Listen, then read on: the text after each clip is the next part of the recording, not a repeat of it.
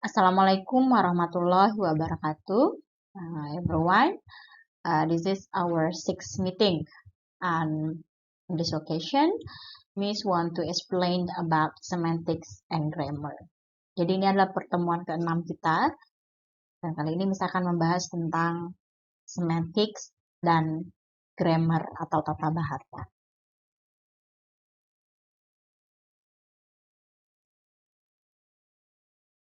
As we learned before, semantic is the study of meaning in language. It focuses on understanding how words, phrases, and sentences convey meaning and how people interpret and comprehend language. Jadi seperti yang udah kita pelajari sebelumnya, bahwa semantik adalah studi tentang makna dalam bahasa yang berfokus pada pemahaman bagaimana kata, frasa, dan kalimat memberikan makna dan bagaimana orang menafsirkan juga memahami bahasa. And then, grammar is the set of rules governing the structure of a language, encompassing syntax or sentence structure, morphology or word structure, and phonology or sound structure. Nah, tata bahasa atau grammar adalah seperangkat aturan yang mengatur struktur suatu bahasa, meliputi sintaksis atau juga disebut struktur kalimat, kemudian morfologi atau struktur kata, dan fonologi, struktur bunyi. Nah, tata bahasa ini menyediakan kerangka atau struktur untuk membangun dan memahami kalimat.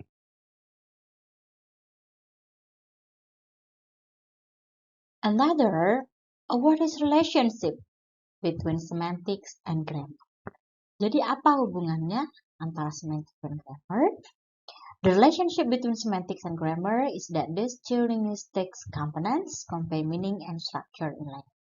Understanding this relationship is crucial for a comprehensive grasp of how language functions. Jadi hubungan antara semantik dan tata bahasa itu adalah di mana kedua komponen linguistik ini menyampaikan makna dan struktur dalam bahasa, sehingga memahami hubungan ini sangat penting untuk pemahaman komprehensif tentang bagaimana fungsi bahasa. Iya, jadi hubungan di antara keduanya adalah di mana dua komponen antara semantik dan grammar ini saling mengisi. Semantik mengambil makna, kemudian grammar atau tata bahasa menyusun bahasa sedemikian bagusnya sehingga nanti bisa kita ambil makna yang bagus pula dari suatu kalimat atau ujaran dalam bahasa.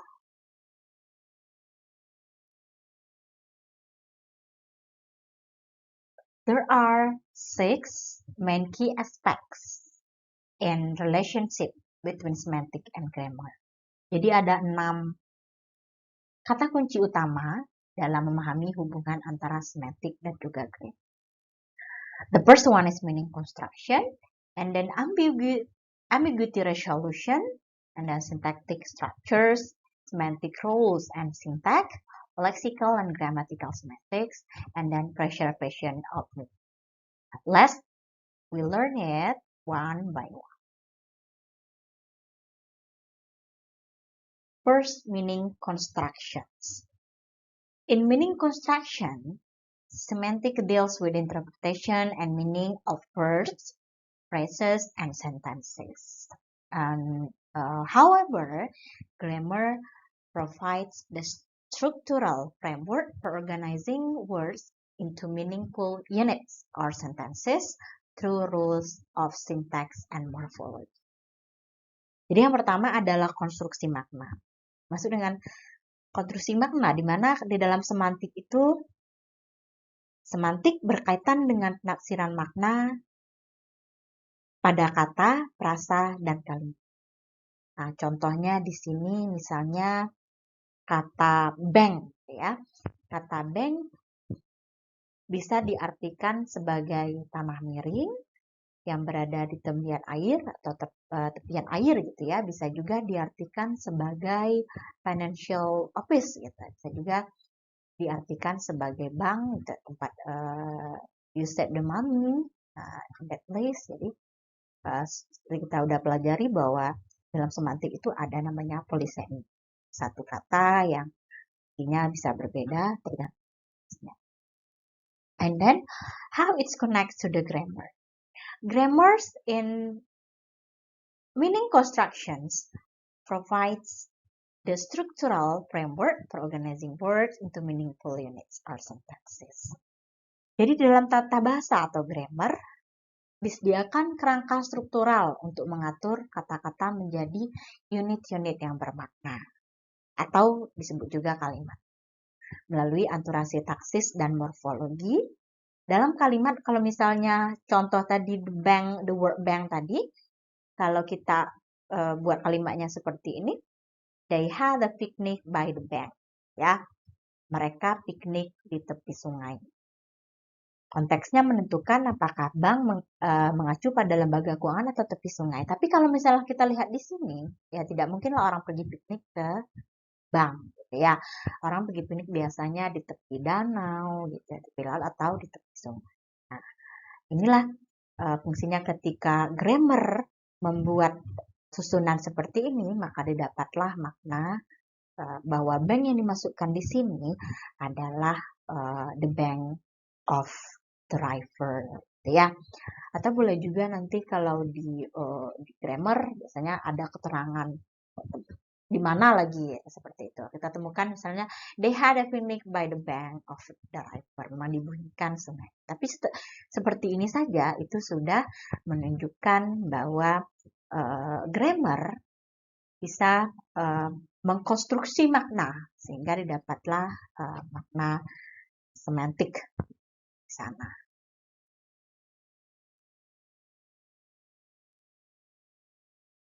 And the second is syntactic structure. Yang kedua itu adalah struktur sintaksis.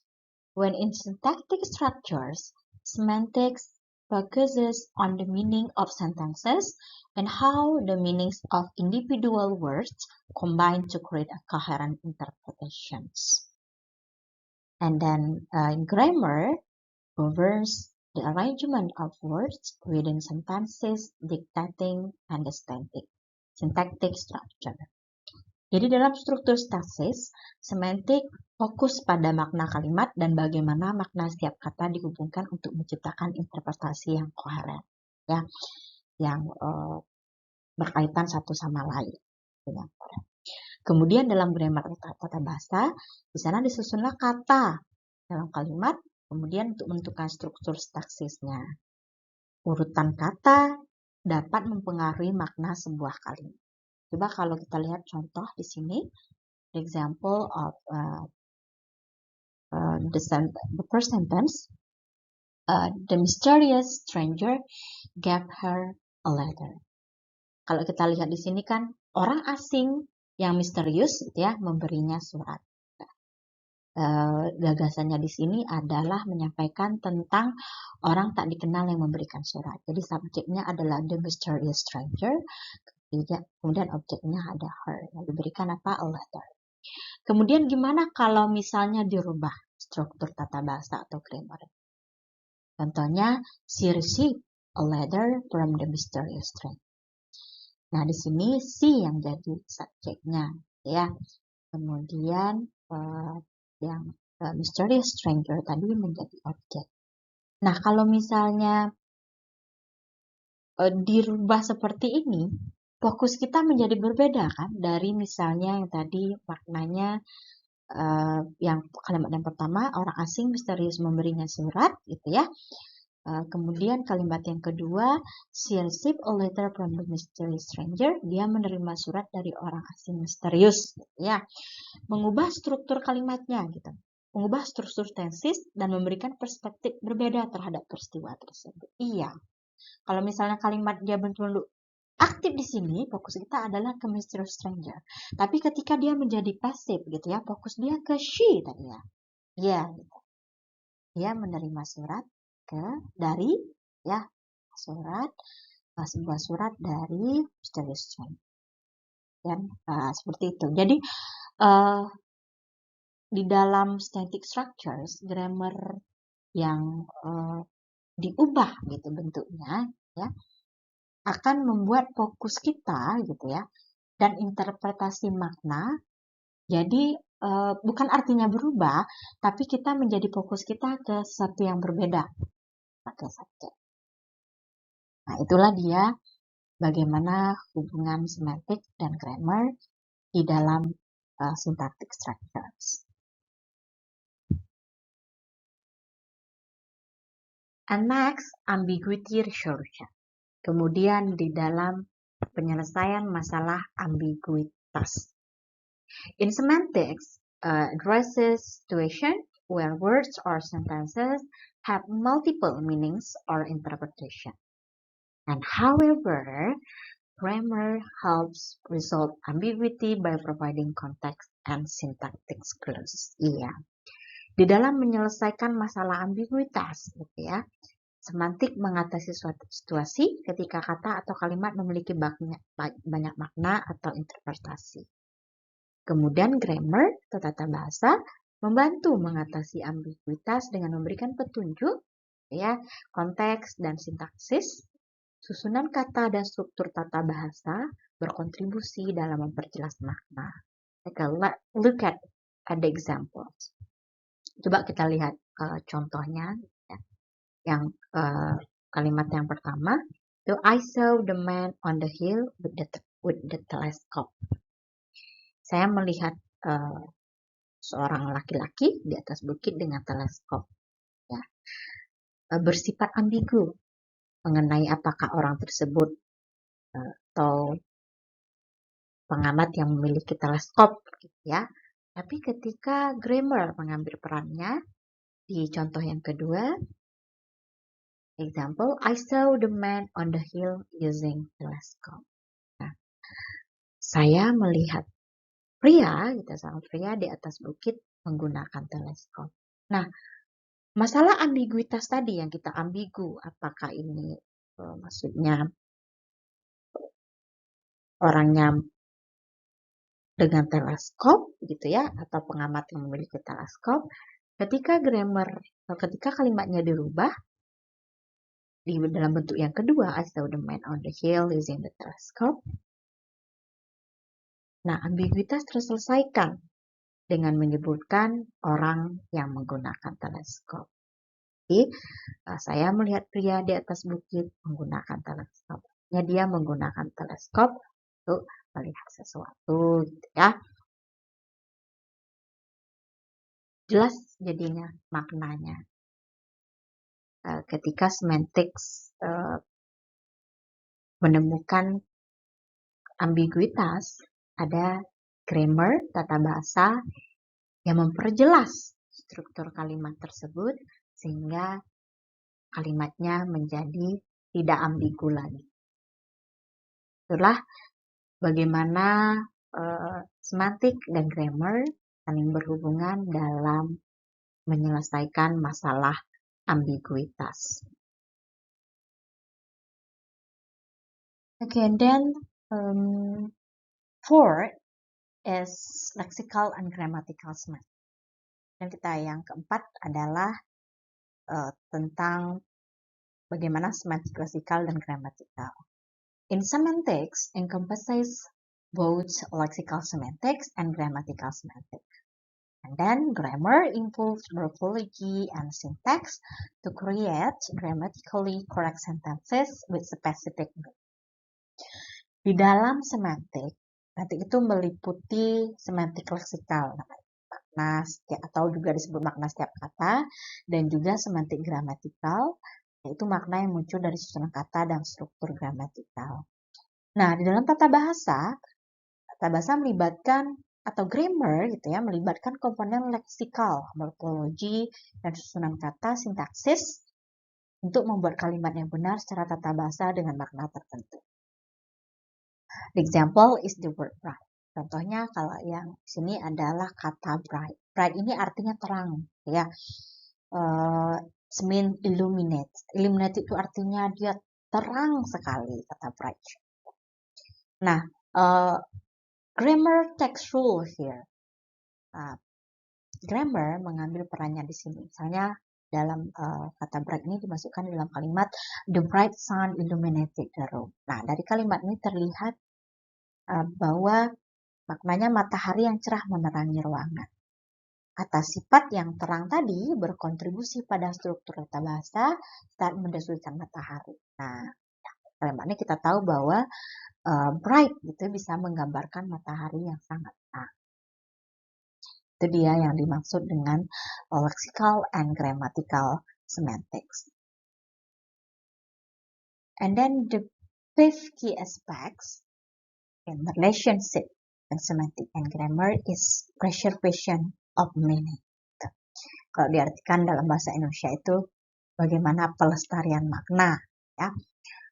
In semantics, concerned with the preservation and interpretation of meaning in language. Grammar provide a set of rules that when followed ensures that the intended meaning is conveyed clearly and accurately. Jadi, maksudnya gimana? Dalam pelestarian atau preservation of meaning itu, semantik berkaitan dengan preservation dan pelestarian makna dalam bahasa. Nah, kemudian tata bahasa atau grammar memberikan seperangkat aturan yang bila diikuti memastikan bahwa makna yang dimaksudkan tersampaikan dengan jelas dan akurat. Ya, penyimpangan dari kaidah tata bahasa dapat mempengaruhi penafsiran makna. Ya. Coba kita lihat contohnya. Look at the example. I seen it happen. Ya, saya melihatnya terjadi. Ya, kalau di kalimat ini kita secara informalnya kita mungkin paham gitu. Namun secara grammar dia menyimpang dari tata bahasa. Apanya yang menyimpang? Sin ya. Sin ini menyimpang. Kalau sin ini kalau di dalam grammar atau aturan tata bahasa itu dia adalah bentuk ketiga dari ada si bentuk pertama, kemudian so bentuk kedua, kemudian sin bentuk ketiga. Nah, memakai bentuk ketiga ini biasanya digunakan untuk perfect ya. Nah, ditandai dengan had gitu. Had ya. Tapi di sini tidak ada, ya kan? Tidak ada hadnya, langsung saja sin. Tapi kita tetap bisa memaknai ini. Maksudnya dia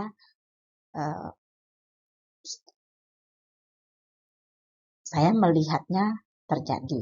Saya tetap tahu maknanya. Tapi ketika kita membuat kalimat yang kedua, contohnya I saw it happen. Ya, saya melihatnya terjadi. Nah, so tadi sin saw. Apakah so sudah tepat? Iya, gitu. Karena memang di dalam tata bahasa atau kaidah grammar in English, kalau misalnya itu sudah terjadi, itu menggunakan show bentuk kedua, bukan bentuk ketiga. Karena bentuk ketiganya, kalau bentuk ketiganya dia harus had seen. Dia sudah melihat, ya. Dan ini tidak ada had, salah. Nah, I saw it happen ini baru betul. Jadi I saw it happen gitu ya, saya melihatnya terjadi ini akan menjaga makna dan mematuhi aturan tata bahasa. Ya. Walaupun secara informalnya kita dapat memahami bahwa I see it happen itu saya melihatnya terjadi, tapi alangkah bagusnya ada tata bahasa yang memang grammarnya secara grammar I saw it happen. Yang baik dan benar. Karena kalau misalnya kalimat pertama ini kaidah grammarnya hilang. Jadi di dalam preservation of meaning, grammar ini membantu terjaga makna. Seperti juga yang penjelasan di sebelumnya ini ya, yang key aspeknya bahwa hubungan antara grammar dan semantik mereka itu saling mengisi. Grammar membantu semantik dalam mengambil makna atau menafsirkan kalimat atau ujaran dengan baik dan benar. And then the last aspects is semantic rules and syntax. Jadi aspek yang terakhir itu adalah peran semantik dan sintaksis. In semantics, investigates how different participants in an action or state contribute to the overall meaning. However, in grammar, assign syntactic rules to different parts of a sentence, aligning with semantic rules. Jadi di dalam semantik, menyelidiki bagaimana partisipan yang berbeda dalam suatu tindakan atau keadaan. Misalnya peran semantiknya seperti agen, pasien, gitu ya, polisi, seniman, dan lain-lain berkontribusi terhadap makna keseluruhan. Kemudian dalam tata bahasa atau grammar menetapkan peran sintaksis ke berbagai bagian kalimat, menyelaraskan dengan peran semantik, misalnya subjek dan objek dalam sebuah kalimat memiliki fungsi sintaksis tertentu yang berkorelasi dengan peran semantiknya. Ya, look at example. Ada example, the sentence, the artist painted a beautiful landscape. Seniman melukis pemandangan yang indah. Seniman ini adalah agen tadi yang dimasukkan di dalam semantik tadi ya. Agen yang melakukan aksi melukis. Nah, bagaimana tata bahasa atau grammar berperan di sini adalah struktur sintaksis menetapkan peran subjek gitu ya, artist tadi, dan peran objek landscape menyelaraskan dengan peran semantiknya. Iya. Kalau misalnya seniman, artis gitu ya, itu tentu saja pelukis gitu ya, tentu melakukan aksi melukis. Nah, ini dia bagaimana peran semantik dan juga sintaks, peran semantik dan juga grammar di dalam semantic rules and syntax. Saya rasa Anda semua sudah paham ini, nah, hubungannya antara semantik and grammar, ya, based on the key aspects of this. Jadi sudah kita pelajari tadi ada 6 kunci utama kita memahami hubungan antara semantik dan juga grammar. Ya. And from these explanations, we can conclude that semantic and grammar are interwoven aspects of language, with semantics providing the meaning and grammar supplying the structure.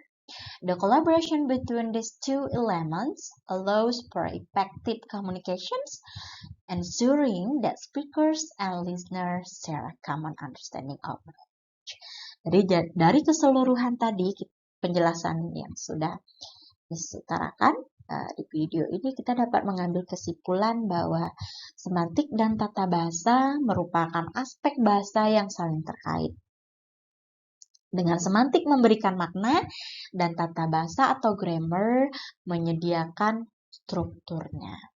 Kolaborasi antara kedua elemen ini memungkinkan terjadinya komunikasi yang efektif, memastikan bahwa pembicara dan pendengar memiliki pemahaman bahasa yang sama.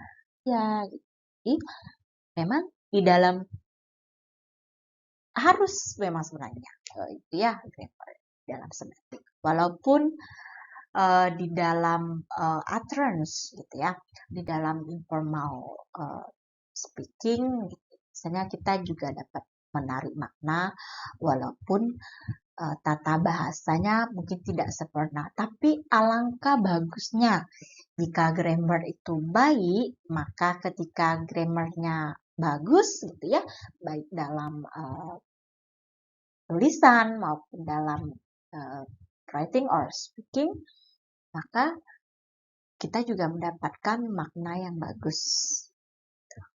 Kita menggunakan tata bahasa yang bagus. Jadi itulah bagaimana hubungan antara semantics dan grammar. I hope that you understand and comprehend the explanations from this.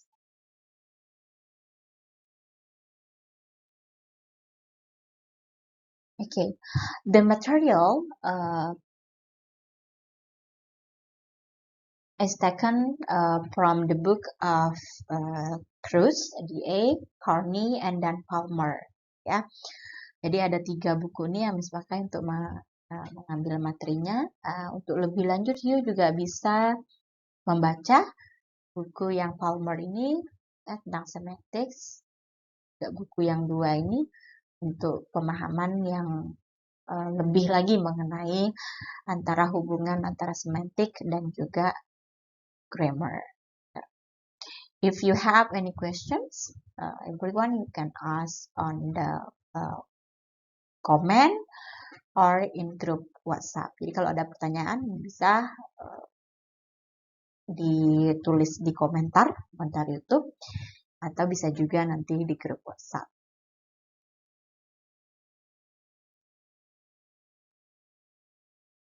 Thank you for watching this video, everyone.